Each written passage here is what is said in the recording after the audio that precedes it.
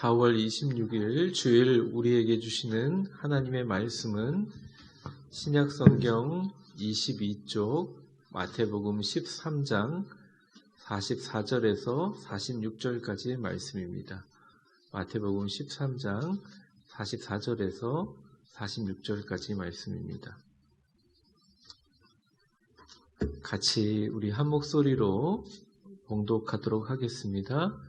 천국은 마치 밭에 감추인 보화와 같으니 사람이 이를 발견한 후 숨겨두고 기뻐하며 돌아가서 자기의 소유를 다 팔아 그 밭을 사느니라. 또 천국은 마치 좋은 진주를 구하는 장사와 같으니 극히 값진 진주 하나를 발견하매 가서 자기 소유를 다 팔아 그 진주를 사느니라. 아멘. 사랑하는 성도 여러분, 이렇게 많이 어려움에도 불구하고 자리에 오셔서 예배의 자리에서 만나게 돼서 너무 감사합니다. 특별히 지금 10시 예배는 또 실황으로 중계되고 있고요. 한 45초 정도의 간격이 있긴 하지만 저희들이 이 현장에서 드리는 것과 약간의 시차는 있지만 그래도 가정에서 드리시는 모든 분들이 보고 계시라고 믿습니다. 우리 위대한 교회 성도들을 지켜주시고 지금 이 자리까지 인도해 주신 하나님께 감사를 드리고 저희가 같이 한 마음으로 기도했던 것처럼 우리 모든 성도들이 기도하는 대로 빨리 이 전 세계적인 이 환난 가운데 잘 극복해서 우리 교회뿐만 아니라 우리 나라와 가정과 우리 국가와 경제와 하나님께서 놀랍게 회복시켜 주시고 또 단단하게 해주실 줄 믿습니다. 옆 사람에게 한번 축복해 보겠습니다. 당신은 위대하고 아름다운 교회입니다. 네, 일부 예배를 드렸는데 많은 분들이 목사님 안 반가우신지 왜 웃지 않으시냐고 그러는데 오랜만에 만나서 제가 긴장돼서 그렇습니다. 너무 감사하고요. 건강하셔서 참 좋습니다. 나가시면서 일부 예배 인사를 하는데 마음이 참 뭉클했습니다. 다 건강히 잘 계시는구나 생각이 들었습니다. 잠깐 기도하고 말씀 시작하겠습니다. 하나님 감사합니다. 우리 성도들 안전하게 지켜주실 뿐만 아니라 당신의 전에 이렇게 직접 나와 예배드리는 우리 성도들을 만나게 하시고 또 가정에서 주님 앞에 예배하는 분들과 같이 예배드리게 하신 하나님 감사를 드립니다. 천재지변으로 지켜주신 것도 감사하지만 앞으로 우리의 기도 제목을 가지고 놀랍게 응답하실 하나님을 미리 찬양하며 감사합니다. 하나님 이 말씀이 우리 예수님과 하나님 나라를 계시한 이 말씀이 우리 모든 성도들의 마음에 잘 심기어지게 하시고 성원 운반의 사명을 잘 감당할 수 있도록 저를 사용하여 주시며 이 예배와 이 모든 시간이 우리 주 예수 그리스도의 높으신 이름만 올려드리는 시간 되게 하여 주시옵소서. 예수님의 이름으로 기도합니다. 아멘. 쉽게 얻어지는 기쁨도 좋은 것입니다. 쉽게 얻어지는 성과도 가치 있는 것이라고 생각합니다. 하지만 오랜 기간 기다려서 얻어지는 기쁨, 오랜 시간 기다려서 갖게 되는 가치도 참 가치 있고 참 우리에게 많은 것을 준다는 생각을 합니다. 어떻게 쉽게 얻어지는 가치와 기쁨에 비교할 수 있을까요? 2달 동안 기다리다가 여러분들을 교회에서 배우니 참 기쁩니다. 그리고 참 감사합니다. 저와 여러분 누구에게나 기다림은 쉽지 않고 때로는 우리를 지치게 만듭니다. 하지만 기다림은 우리를 성숙하게 만들고 우리가 당연히 지금까지 누려왔던 일상에 대하여 감사하게 또 겸손하게 만들어 줍니다. 당연하게 생각했던 나의 건강, 당연하게 우리가 누렸던 일상의 루틴들, 그리고 관계들, 만남이 얼마나 축복이었는지를 생각하게 만듭니다. 그리고 인생의 가장 귀하고 절대로 잊어버리지 말아야 될 중요한 것이 무엇인지 다시 한번 생각해보는 시간들을 가졌습니다. 우리나라뿐만 아니라 미국을 비롯한 전 세계에서 일어나는 상황들과 또 관련된 분들의 소식을 들으면서 우리 성도들이 참 건강한 게 얼마나 다행인가. 또 대구와 경북 지역에서 목회하시는 목사님들과 통화하면서 저희 교회에 참 이 어려운 시기에 우리 성도들을 지켜주셔서 목회자로서 본분을 잘 지킬 수 있게 해주셔서 너무 감사하다. 여러 가지 마음이 들었습니다. 사람들이 많은 것을 잃고 나면 내가 남은 것 중에 가장 귀하고 중요한 것들에 집중하게 되는 것처럼 우리 모두는 가장 귀한 것들을 한번 좀 생각해보는 시간들과 레슨을 받았다고 생각합니다.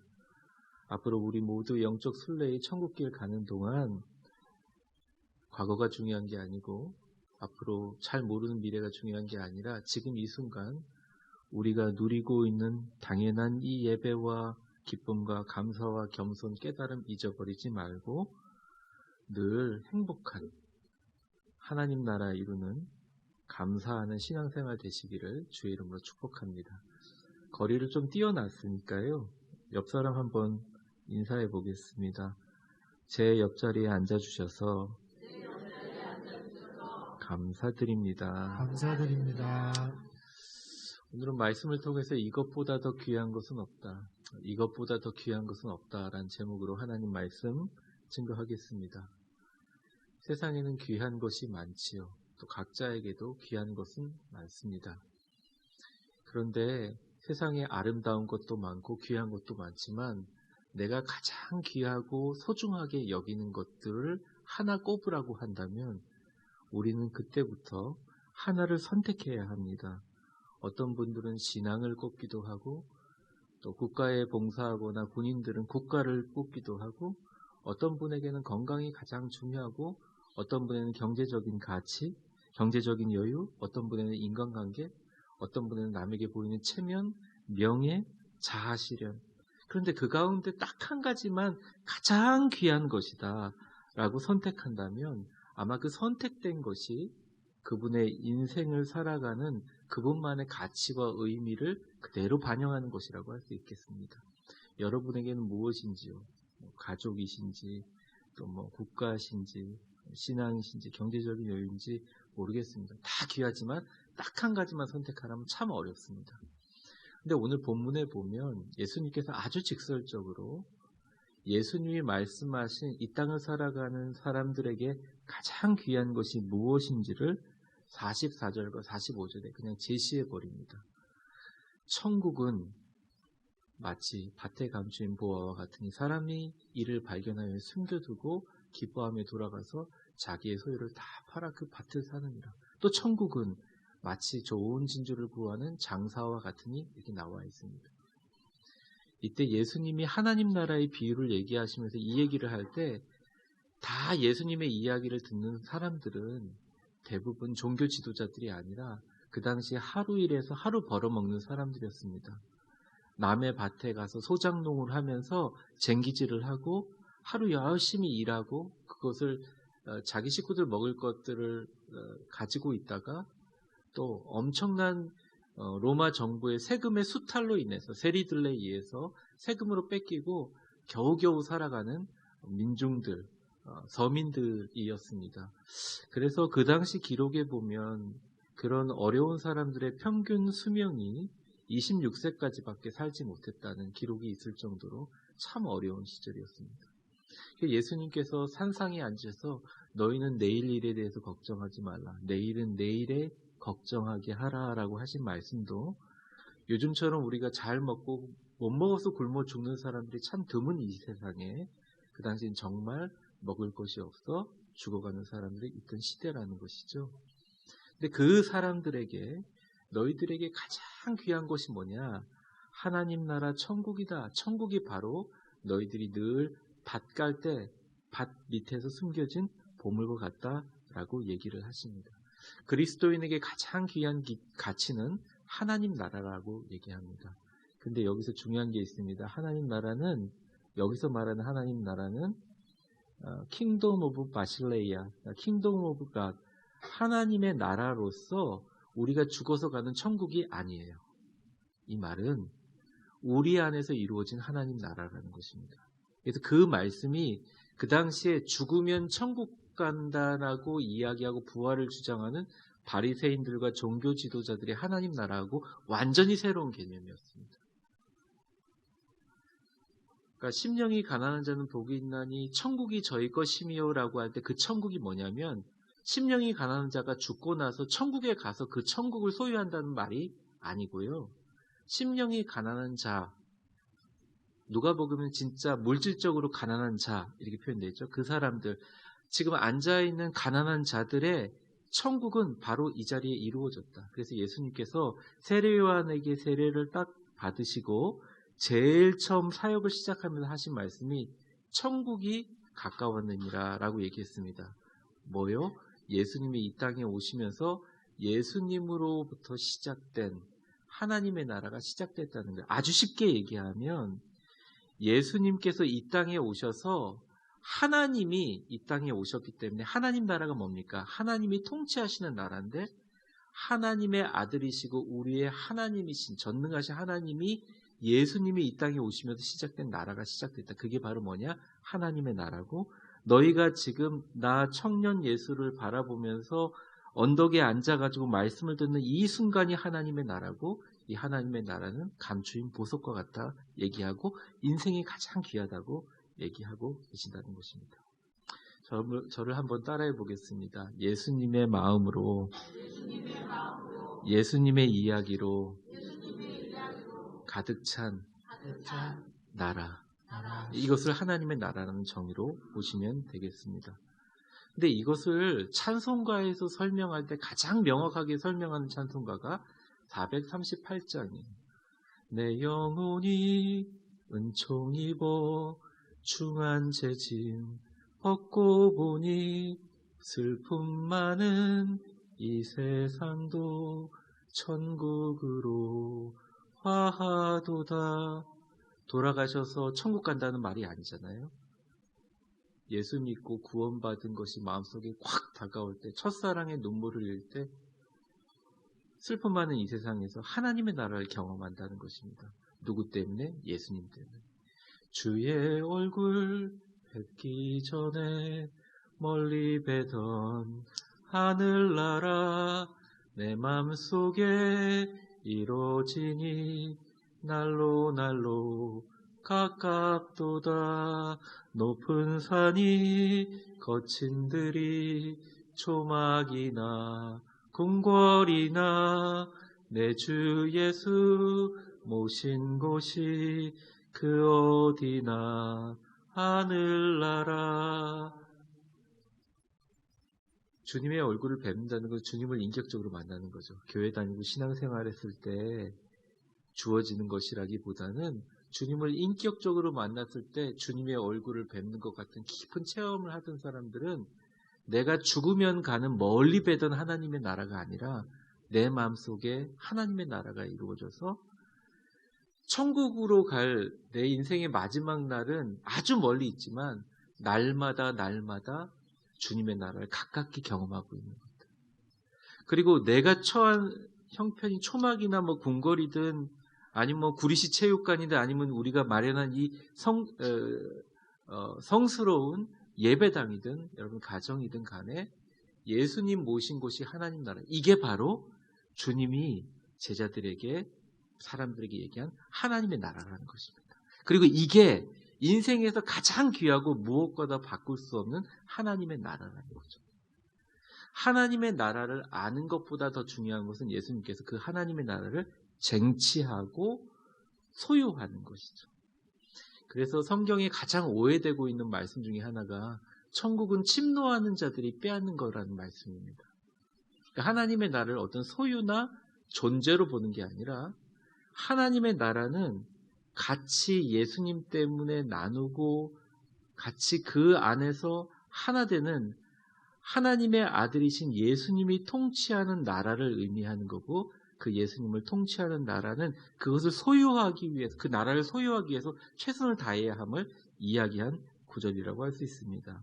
어쨌든 마태복음 13장에 예수님은 우리에게 가장 좋은 가치를 제시했고, 그건 하나님의 나라고, 그리고 그것을 그냥 아는 게 중요한 게 아니라 그것을 내 것으로 가져가야 한다.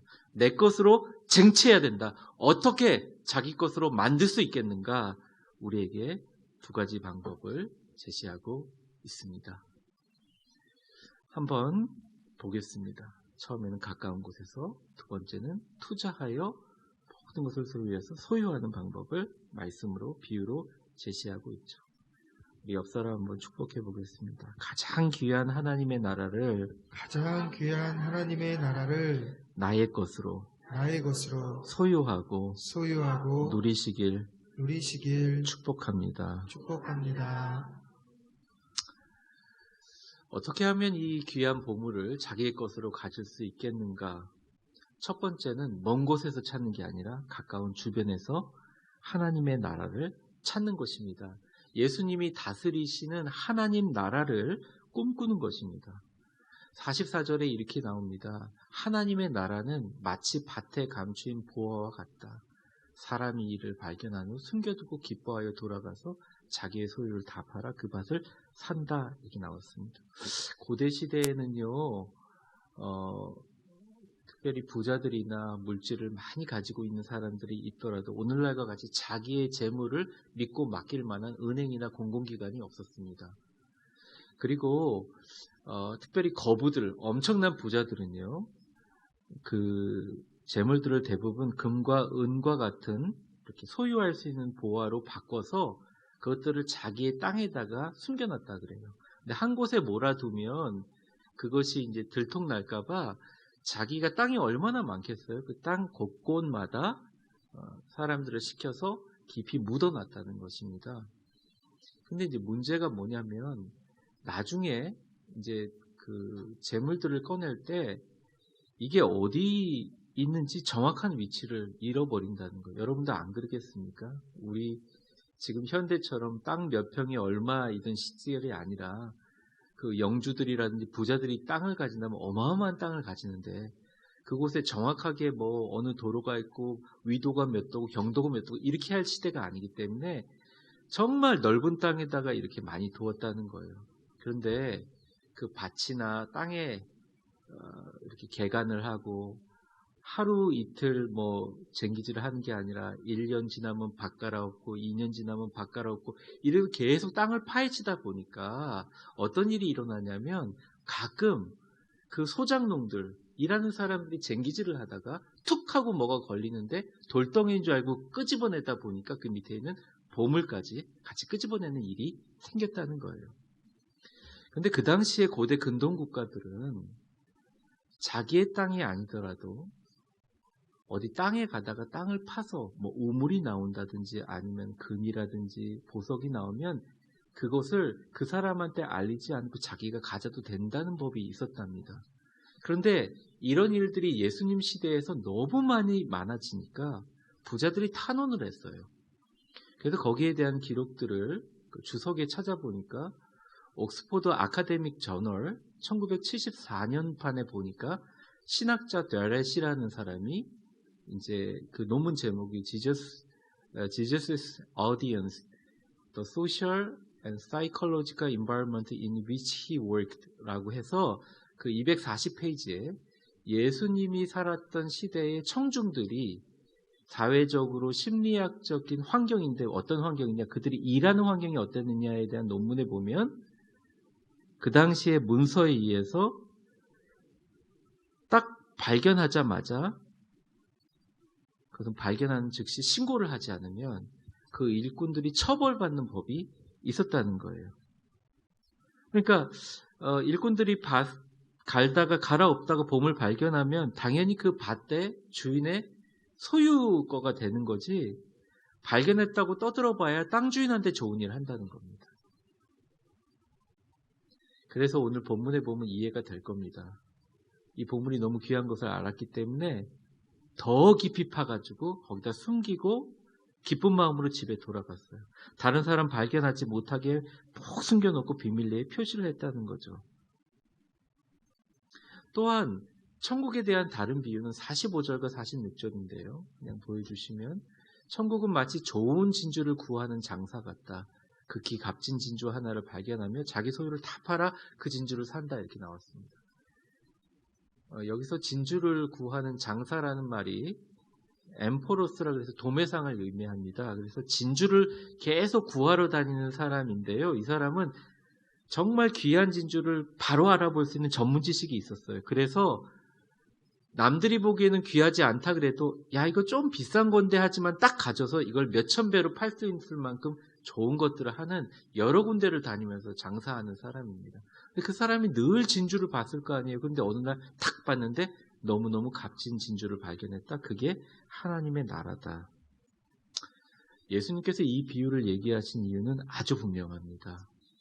천국은 먼 곳에 있는 게 아니라는 거죠. 소장농은 매일 일어나서 밭을 전체를 갑니다. 사람들과 나눠 가도 나는데 그 밭을 몇 번이나 갈았을까요?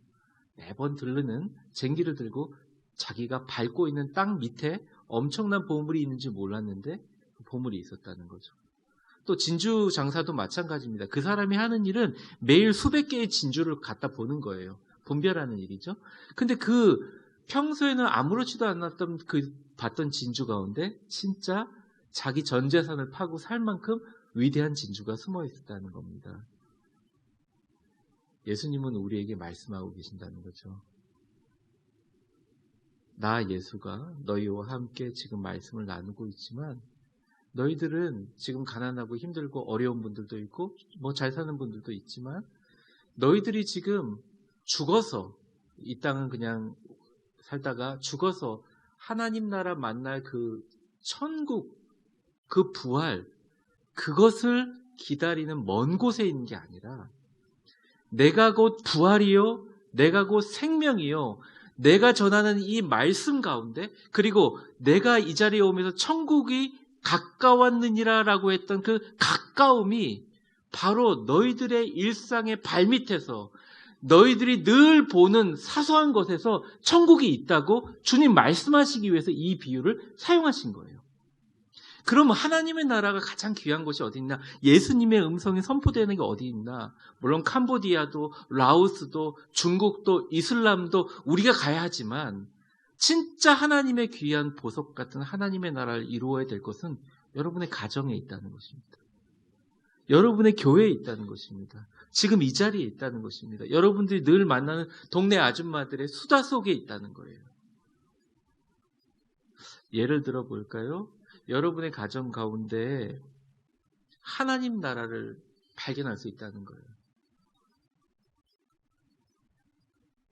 늘 쳐다보는 아내의 얼굴이 보석이라고 발견하고 깨닫다는 거죠.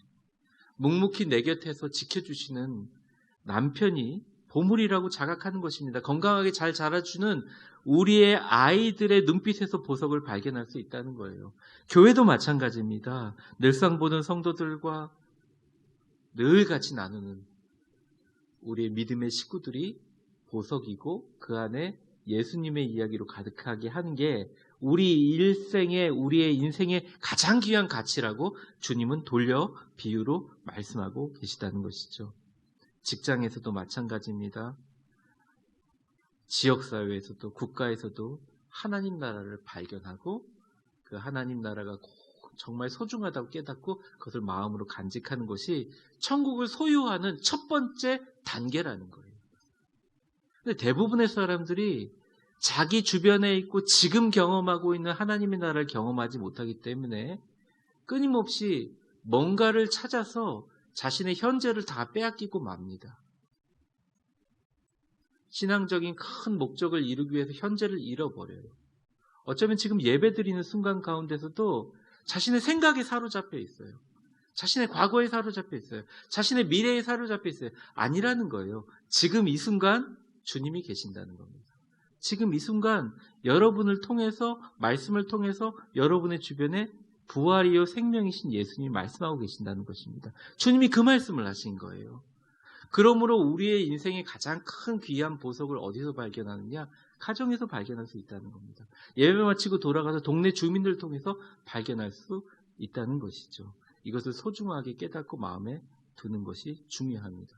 근데 그 당시에도 지금도 많은 사람들은 이 하나님의 나라의 개념에 대해서 얘기하면 이해를 못하거나 부정하려고 듭니다.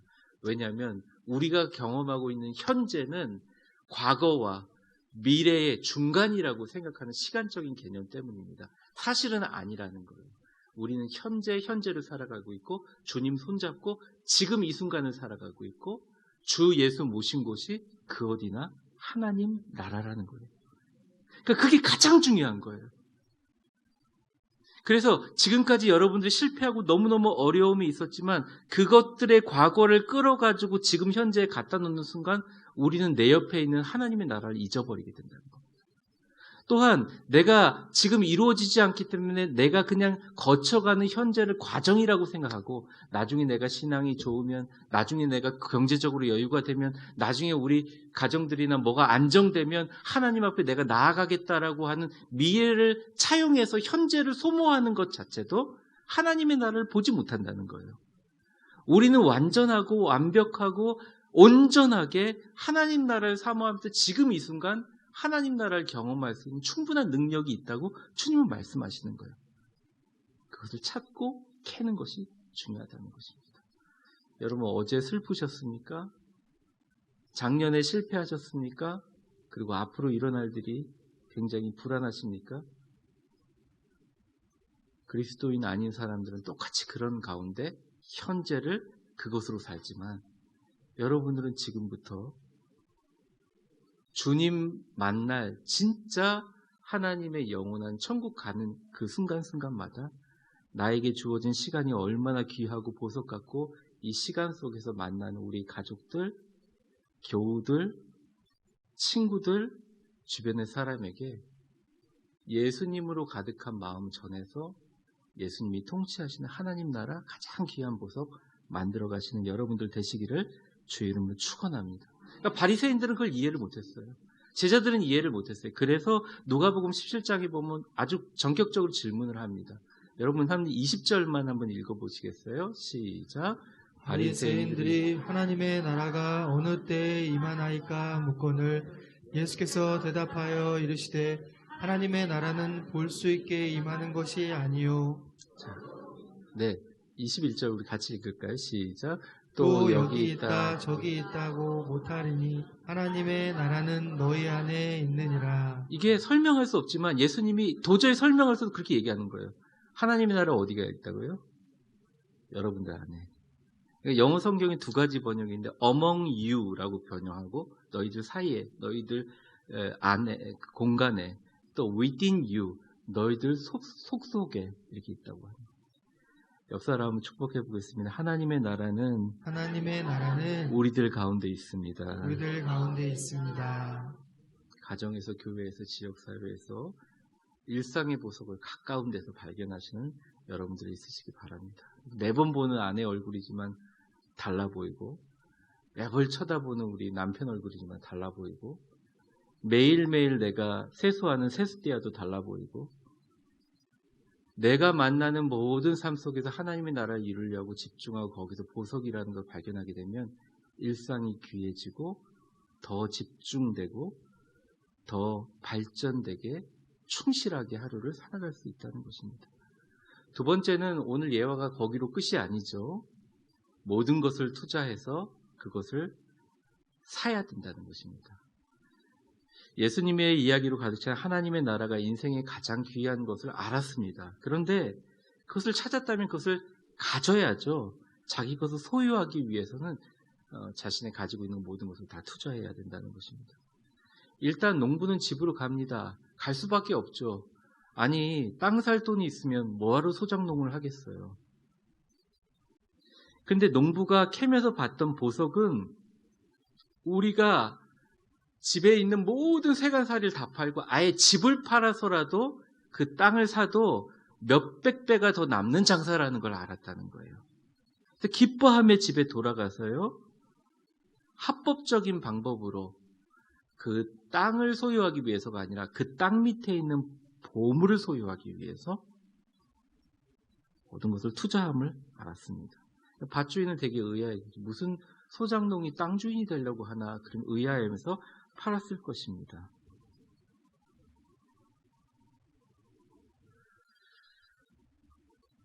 (46절의) 진주도 마찬가지입니다. 값진 진주를 발견했는데 생각해보세요. 진주 한 알이 비싸야 얼마나 비싸겠어요. 고대 시대의 진주는 지금의 다이아몬드만큼의 가치가 있었다고 얘기가 되는데 실제 제가 안 살아봐서 모르겠습니다. 근데 진주가 굉장히 귀한 보석이었대요. 근데 그 진주를 자기가 사는 진주상이 자기의 소유를 46절에 보면 다 팔아서 산다고 나와 있거든요.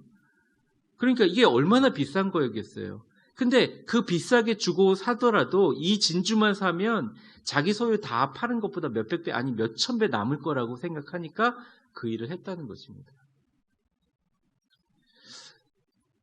여기서 중요한 것은 다 투자한 노력도 중요하지만 다 투자한 노력을 가능하게 한 그 가치를 알아본 눈이 중요하다는 것이죠. 하나님의 나라 천국도 마찬가지입니다. 우리 교회에서 하나님의 나라를 이루기 위해서 우리의 모든 것을 아끼면 안 됩니다. 우리 가정을 위해서, 우리 가정에서 하나님의 나라가 이루어지기 위해서 모든 것을 아끼면 안 되죠. 모든 것을 다 쏟아부어야 됩니다. 많은 분들이 요즘에 전도하기가 어렵습니다. 목사님, 이번 코로나19 사태로 인해서 교회를 어떻게 바라보는지 많이 봤습니다. 세상 사람의 눈을 봤습니다. 두려워하고 겁내십니다. 그런데 세상 사람들은 잘 모릅니다. 또 우리 그리스도인들도 잘 인식하고 못하고 있는지도 몰라요. 우리가 교회 나오세요라고 전도하는 것만큼 정말 중요한 게 뭐냐면 내가 늘상 아파트 계단 오르내리면서 만나는 내 주변의 이웃들에게 그리고 내가 우리 가족에서 예수 믿지 않는 사람을 교회로 데려와야 된다는 말도 굉장히 중요하지만 우리 교회뿐만 아니라 가정에서도 우리 믿지 않는 남편을 만나도 서로 천국을 경험하는 것 같고 내가 잘 신앙으로 다져지고 싶은데 말을 듣지 않는 아들하고 통화해도 이걸 천국으로 경험하고 싶은 것 같은 예수님이 통치하셔서 하나님의 나라를 만들어가는 과정이 얼마나 인생에 가장 귀하다는 걸 깨달으면 전도를 하기 위해서 전도를 하는 것이 아니라 그것들을 하나님의 나라를 점점점 자기 주변에서 확대해 나가면서 어떻게 하면 우리 가정을 천국으로 만들 수 있을까? 어떻게 하면 우리 교회가 정말 사랑하고 아름다운 공동체로 만들 수 있을까? 어떻게 하면 우리 나라가, 어떻게 하면 우리 공동체가 거기에 집중하게 되면 자연스럽게 이루어지는 것이 선교라는 것이죠. 하나님의 나라의 확보라는 것이죠. 사실은 그 하나님 나라의 주체가 뭐냐? 예수님입니다. 우리가 예수님을 만나고 예수님을 나누는 것이죠. 저희 아버님이 이 직장에서 은퇴하시기 전까지 가장 많이 열심히 노력했던 것이 이제 호스피스 병동에서 봉사하는 것입니다. 호스피스 협회에 장도하시고요. 정말 열심히 노력하셨어요. 그런데 이 호스피스 관련 책들이 참 많고요. 저도 많은 이야기를 들었는데요. 호스피스 병동에서 죽어가는 우리 환자들에게 물어봤다고 해요. 그분들한테 물어볼 때 딱 한 가지 질문을 했다고 합니다. 살면서 죽을 날이 얼마 남지 않으신 분들에게 후회하는 게 뭐냐? 살면서 후회하는 게 뭐냐? 그러니까 대부분의 사람들이 대답을 가족들 이야기를 했다는 것입니다. 자기 자신에 사로잡혀서 가족들에게 잘해주지 못했다는 거예요. 따뜻한 말 한마디 해주지 못했다는 거죠. 같이 많이 시간을 나누지 못했다는 겁니다. 명분은 가족들을 위해서인데 그러지 못했다는 거예요. 참 안타까운 얘기죠. 그리고 그분들이 또 하나는 공동체 이야기를 하는 겁니다. 막상 외롭게 병상에 있다 보니까 자신이 누리던 신앙 공동체, 직장 공동체, 친구들 공동체에서 왜 그들에게 좀 더 친절하고 사랑하고 칭찬해주고 격려하지 못했을까? 그분들을 만났을 때 왜 내 생각하고 딴 생각만 했을까? 그 사람들 만나서 이야기하면서 그 사람들의 입술 모양이라든지 그 사람들의 감정이 충만하게 그 현재를 집중해서 그 안에 예수님의 이야기로 하나 되지 못하게 했을까? 그런 후회가 남았다는 것입니다. 어쩌면 병동에서 죽음을 앞두고 있는 호스피스 환자들뿐만 들이야말로 우리의 가장 가깝고도 사소한 당연한 일상이 너무 소중한 보석이라는 것을 그제서야 깊이 깨달은 분들이라는 거죠. 정말 인생의 지혜는 우리의 인생에 내가 무엇을 위해 가장 많은 시간과 노력을 들여야 할지 어쩌면 역설적으로 죽어가는 사람들이 잘 알고 있다는 것입니다. 예수님이 말씀하신 이 하나님의 나라를 소유하기 위해서 모든 것을 다 바치는 사람을 우리는 그리스도인이라고 합니다. 겉으로 볼 때 그것이 선교일 수 있고 전도일 수 있고 복음 전파할 수 있지만 우리가 지금 이 순간 행복하지 못하고 우리가 지금 이 순간 편하지 못하고 우리가 지금 이 순간 편안하게 릴렉스되어 있지 못한 상태에서 내가 하나님의 나라를 경험하지 못한 상태, 부활이요 생명이신 예수 그리스도가 내 옆에 있다는 것을 계속 잊어버리고 내 힘으로 살아가는 그 형태를 유지하고서는 계속 발밑에 묻어준 천국을 찾으려고 죽고 나면 그냥 보증받아 천국 열차 타고 가는 구원이 천국으로만 생각하는 인생을 살아갈 수밖에 없다는 거죠. 근데 우리 위대한 교회 성도들은 그래도 참 그런 면에서는 대단하고 자랑스러운 게 우리 성도들 마음 가운데 매일매일 말씀을 통해서 또 이 말씀을 통해서 여러분들이 이 말씀을 잘 이해할 줄 믿고 그리고 삶 속에 가서 여러분들의 가정을 천국으로 만들 줄 믿습니다. 실패했던 자녀들이 실패한 자녀들은 과거의 모습이지만 그 자녀의 얼굴을 다시 보면서 부모님과 자녀들의 눈빛 싸움인데 예수님의 이야기로 가득 찬 천국을 우리는 만들 수 있다는 거예요. 이것보다 더 귀한 것은 없다는 것입니다. 가장 귀한 것을 이루게 하시는 예수님보다 더 귀한 것은 없다는 거예요. 그 예수님 모시고 우리에게 주신 하나님 나라 위에 일상 속의 그 가치를 발견하고 지키기 위해 우리는 최선을 다해야 된다. 주님 비유로 말씀하십니다. 말씀을 정리하겠습니다. 그리스도인의 인생에서 가장 귀한 것은 무엇일까요? 예수님 딱 얘기하셨죠? 천국이다.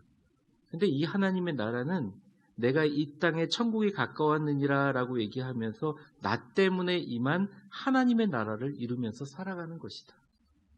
근데 그것을 아는 것이 아니라 그것을 정말 소유하는 방법은 무엇이냐?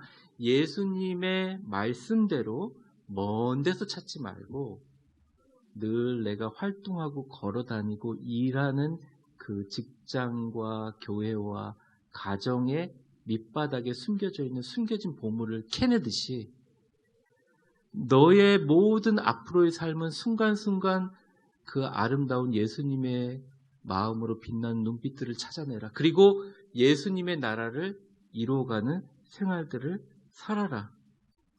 배우자를 통해서, 자녀들을 통해서, 우리 식구들을 통해서, 교우들을 통해서, 직장 동료를 통해서, 동네 이웃들을 통해서 정말 하나님의 나라가 이루어지는 것을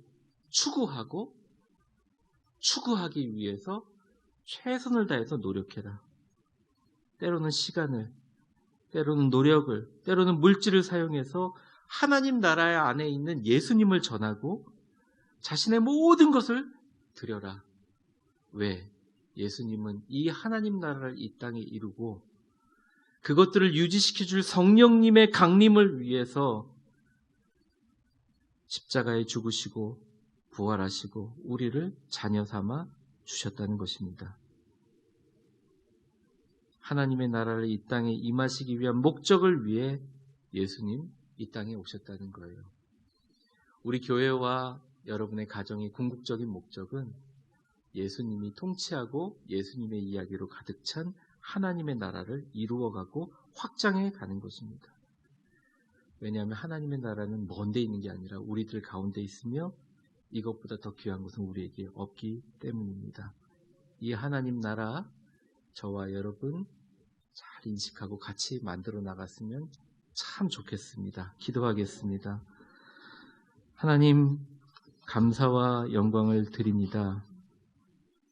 이 땅에 임하신 예수님 때문에 만들어진 하나님의 나라를 바라만 보는 것이 아니라 내 가까운 배우자와 식구들과 교우들과 직장 동료들과 동네 이웃들 속에서 하나님 나라를 소유하는, 예수님으로 가득하여 예수님의 이야기로 가득 찬 그 속에서 하나님의 나라를 찾고 하나님의 나라를 위해서 자신의 시간과 노력과 물질과 인생을 투자하여 우리의 가정과 교회와 지역사회와 직장과 나라가 하나님의 나라로 충만하게 되게 노력하는 우리의 귀한 인생 되게 하여 주시옵소서.